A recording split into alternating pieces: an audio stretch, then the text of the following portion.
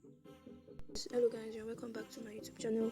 And in this video I'm going to be showing you how to install fonts on Pixellab. Firstly, I'm going to unzip the font. Now let me just download the font that I want to import. Let me download this font. Two fonts files. It's downloading. It's going to show a notification, then open. So whenever you want to extract a font file, you should always target the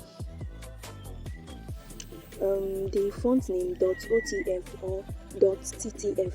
Now we are having .otf and .ttf here. The best one to use is .ttf. So now I am going to extract by clicking on the font, then the down part here there's extract, then I'll extract it.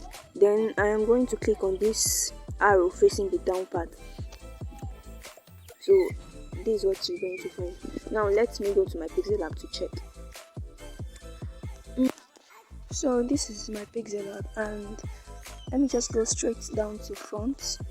Then my fonts, I guess the name of the font is Santan something. Let me just, yeah, this is it, this one at the upper part. So okay, this is how the font looks like. Yeah. Thank you for watching. Do not forget to subscribe, like, share and comment. Thank you.